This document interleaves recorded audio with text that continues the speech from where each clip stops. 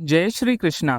आप सभी को वच्छवारस की हार्दिक शुभकामनाएं। वच्छवारस जन्माष्टमी के 4 दिन बाद भाद्रपद महीने के कृष्ण पक्ष की द्वादशी तिथि के दिन वच्छवारस का पर्व मनाया जाता है। वच्छवारस को गौवत्स द्वादशी या वत्स द्वादशी और वच्छ दुआ भी कहते हैं।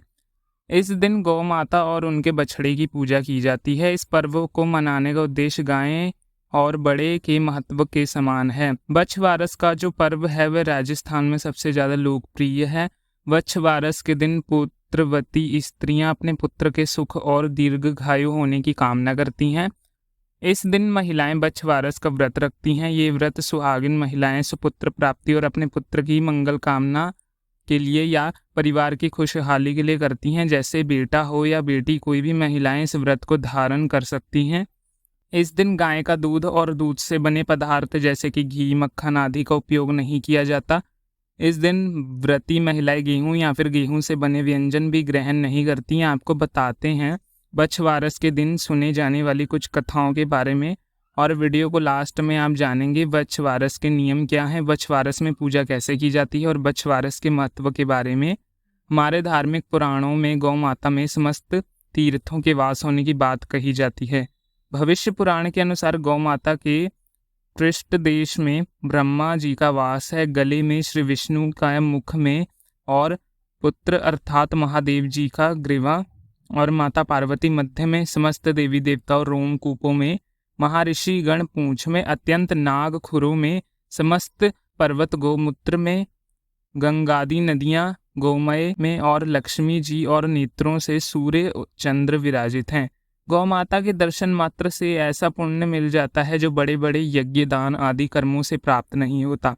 हमारे शास्त्रों में वच्छवारस परस के महत्व को बताते हुए कहा गया है, इस दिन जिस घर की महिलाएं गौ माता का पूजा अर्चना करती हैं, गौ माता की सेवा करती हैं, गाय को रोटी या हरा चारा खिलाकर तृप्त करती हैं, उस घर में माँ लक्ष्मी की कृपा सदैव बनी रहती है और परिवार में अकाल मृत्यु की संभावना भी कम होती है। वच्छवारस के व्रत में वैसे तो सुनी जाने वाली बहुत सारी कथाएं प्रज्वलित है, जिनमें से एक कथा के अनुसार प्राचीन समय की बात है, एक शाहूकार था जिसके 7 बेटे थे। 7 बेटों का विवाह हो चुका था। उस साहूकार के घर में बहुत सारे पोते थे। एक बार उसके गांव में भीषण आग लग पड़ी। शाहूकार ने गांव में एक तालाब बनवाया, लेकिन उसमें पानी नहीं आया। अब वह चिंता में रहने लगा। शाहूकार ने गांव के ही पंडितों से उपाय पूछा। तब पंडितों ने बताया, शाहूकार, तुम्हारे बड़े बेटे या बड़े पोते में से किसी की एक की बलि दे दो, इस तालाब में पानी आ सकता है। शाहूकार ने सोचा कि किसी भी प्रकार से गांव का भला तो होना ही चाहिए। साहूकार ने इसी बहाने से बहू को एक पोते हंसराज के साथ उसके पीहर भेज दिया और एक पोते को अपने पास रख लिया जिसका नाम वच्छराज था। वच्छराज की बलि दे दी गई। इतने में गरजते बरसते बादल आए और तालाब पूरी तरह पानी से लबालब पूरा भर गया। इधर साहूकार ने तालाब पर बड़े यज्ञ का आयोजन किया, लेकिन झिझक कारण जिस बहू को पीहर भेज दिया था उसको बुलावा नहीं भेज पाए। बहू के भाई ने कहा कि बहन, तेरे यहाँ इतना बड़ा उत्सव हो रहा है, तुझे तेरे ससुराल वाले क्यों नहीं बुलाया? मुझे बुलाया है, मैं तो जा रहा हूँ। बहू बोली, भैया बहुत से काम होते हैं इसलिए भूल गए होंगे। अब भला अपने ही घर जाने में कैसी शर्म, मैं भी साथ चलती हूँ। बहू जब अपने घर पहुंची तो सास ससुर डरने लगे कि अब बहू को क्या जवाब देंगे। फिर भी सास बोली, बहू चलो वच्छवारस की पूजा करने तालाब पर चलते हैं। सास ने जाकर पूजा की और साहूकार मन ही मन वच्छवारस माता से प्रार्थना करने लगे कि हे माता रानी, हमारी लाज रखना, बहू को उसका बेटा हम कहाँ से ला कर देंगे। सास बोली, बहू तालाब के किनारे खंडित करो। वह बोली, माँ जी, मेरे तो हंसराज और वच्छराज हैं, मैं खंडित क्यों करूँ? सास बोली, जैसा मैं कहती हूँ वैसा ही करो। बहू ने सास की बात मानते हुए तालाब और गौ माता की पूजा कर तालाब का किनारा खंडित कर दिया और कहा, आओ मेरे हंसराज वच्छराज, लड्डू उठाओ। भगवान की अनोखी कृपा हुई। तालाब की मिट्टी में से लिपटा हुआ वच्छराज और हंसराज दोनों दौड़े आए। बहू पूछने लगी, सासू जी ये सब क्या है? तब सास ने अपनी बहू को सारी सच्चाई बता दी और कहा, बहू, भगवान ने मेरा सत रखा है, इसीलिए वच्छवारस की पूजा में महिलाएं गाय के गोबर से तालाब बनाकर पूजा करके उसका किनारा खंडित करती हैं, उस पर लड्डू रखकर अपने बेटे से उठवाते हैं। वजवारस माता जैसे आपने साहूकार की लाज रखी वैसे सबकी लाज रखना। प्रेम से बोलिए बछवारस माता की जय। अब सुनिए बछवारस के व्रत की एक और कथा। एक बार सास बहू थी। सास को गाय चराने के लिए वन में जाना था, तो उसने अपनी बहू को आवाज लगाई, बहू आज बछवारस है, मैं वन जा रही हूँ, तुम गेहूं लेकर पका लेना और धान लगाकर उछल देना। बहू अपने कामों में व्यस्त हो गई। उसने सास की इन बातों को ध्यान से नहीं सुना। उसे लगा सास ने कहा है गेहूं को धोकर पका लेना। दरअसल गेहूं को धोना उनकी गाय के 2 बछड़ों के नाम थे, गेहूंला और धानु। उनकी 2 गांवों के बछड़ों के नाम थे। बहू को कुछ गलत तो लग रहा था, लेकिन फिर भी उसने अपनी सास का कहा मानते हुए बछड़े को काटकर पकाने के लिए चढ़ा दिया। सास के लौटने के बाद कहा, बहू आज बछवारस है, बछड़ों को छोड़ो, पहले गाय की पूजा कर लेते हैं। अब तो बहू डरने लगी, मन ही मन भगवान से प्रार्थना करने लगी और बोली, भगवान आज तो मेरी लाज रखना। विनती सुनकर बछवारस माता को उसके भोलेपन पर दया आ गई और हांडी से जीवित बछड़ा बाहर निकलकर आ गया और सास के पूछने पर बहू ने सारी घटना सुना दी और कहा, भगवान ने मेरा सत रखा, बछड़े को फिर से जीवित कर दिया। इसलिए बछवारस के दिन गेहूं या गेहूं से बने पदार्थ का सेवन नहीं किया जाता और कटी हुई चीजें भी नहीं खाई जाती। गाय और बछड़े की पूजा करते हैं। खोटी की खरी, अधूरी की पूरी है। बछवारस माता जैसे अपनी बहू की लाज रखी वैसे ही सबकी लाज रखना। तो प्रेम से बोलिए बछवारस माता की जय। एक और कथा के अनुसार भाद्रपद माह में द्वादशी तिथि को बछवारस का व्रत आया। इंद्रलोक से अप्सराएं इंद्रोणियां गौ की पूजा करने के लिए पृथ्वी लोक पर आईं, तो उन्हें हरी हरी घास चरती एक सफेद गाय को देखा और प्रसन्न मन में गाय की पूजा करने लगी, परंतु गाय तो पांव से और लात और पूंछ मारने लगी। तब इंद्राणी ने और अन्य अप्सराओं ने हाथ जोड़कर विनती की कि हे माँ, हमसे जो भी अपराध हुए उसे क्षमा कर दो। तब गाय माता ने प्रसन्न होकर उनसे कहा, मेरी अकेले का पूजन मत करो, मेरे साथ मेरे बछड़े का भी पूजन करो। तब इंद्राणी और अप्सराओं पीली मिट्टी से बछड़ा बनाकर गाय के पास बिठाया और अमृत के छींटे दिए, तो बछड़े में प्राण आ गए और वह बछड़ा गाय का दूध पीने लगा। तब प्रसन्न होकर इंद्राणी और अप्सराओं ने गाय का पूजन किया।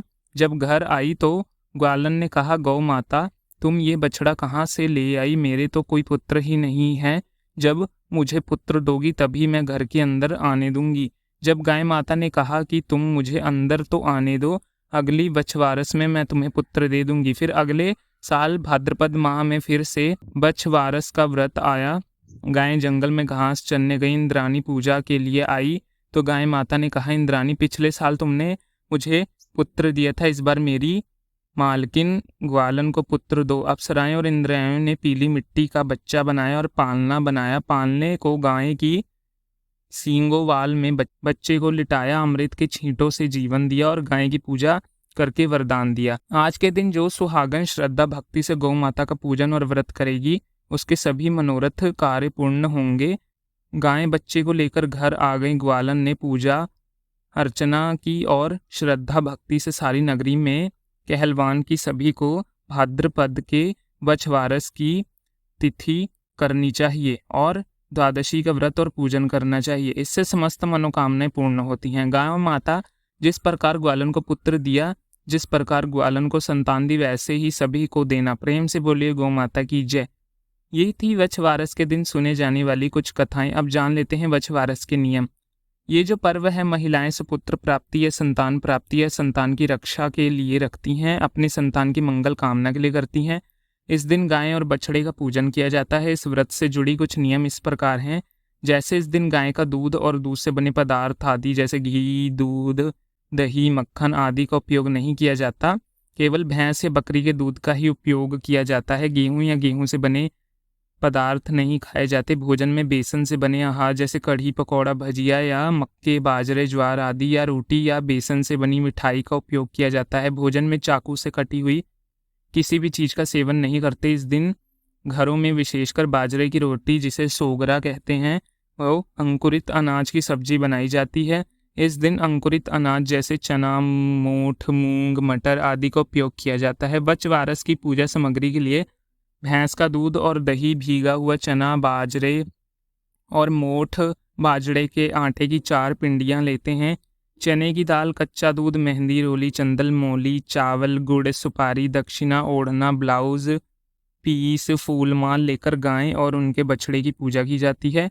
अब जानिए वछवारस की पूजा विधि के बारे में। सुबह जल्दी उठकर स्नान आदि से निवृत्त होने के बाद पूजा की सामग्री तैयार करें। दूध वाले गाय और बछड़े को साफ पानी से नहलाकर शुद्ध करें और उन्हें नए वस्त्र पहनाएं, फूल माला पहनाएं, जो कि रोटी आदि खिलाएं। फिर माँ गंगा का ध्यान करते हुए गौ माता के पैर धोएं। गौ माता के पैर की धूल से खुद को और अपने परिवारजनों को, संतान को उसका तिलक लगाएं। फिर कुएं की पूजा करें। कुएं के प्रतीक एक तौर पर घरों के बाहर गोबर से घेरा या पाल बनाकर उसमें पानी भरकर पूजन किया जाता है। अगर गोबर ना मिले तो एक चौकी पर मिट्टी से वजपारस बनाते हैं, उसके बीच में एक गोला मिट्टी की बावड़ी बनाते हैं, उसको थोड़ा दूध, दही और पानी से भर देते हैं। फिर उसी सामग्री चढ़ा पूजा करते हैं। इसके बाद रोली, मौली, दक्षिणा चढ़ाते हैं। खुद को तिलक लगाते हुए घर के सभी उम्र के बच्चों को टीका लगाते हैं और बच्चों को आओ रे मेरे हंसराज बछराज, यानी कि जो भी आपके बच्चों के नाम हैं उनका नाम पुकारकर पूजा स्थल पर आमंत्रित करते हैं। पूजा के समय बच्चे की माँ का पल्लू थामकर पल से लड्डू उठाकर माँ के चरण स्पर्श करके आशीर्वाद प्राप्त करते हैं। इस प्रकार गाय और बछड़े की पूजा करने के बाद महिलाएं अपने पुत्र को तिलक लगाकर पुत्र को लड्डू खिलाने के बाद उपहार देकर, उपहार में आप नारियल या दक्षिणा या कुछ जरूरत का सामान जो कि आपके बच्चों के काम आ सके या फिर जैसे खेल खिलौने की चीज़ें आप उन्हें दे सकती हैं। फिर अपनी संतान की लंबी उम्र और कुशलता की कामना करते हुए आशीर्वाद दिया जाता है। अगर गाय ना हो तो गीली मिट्टी या आटे से गाय और बछड़े की आकृति बनाकर उनकी पूजा करें।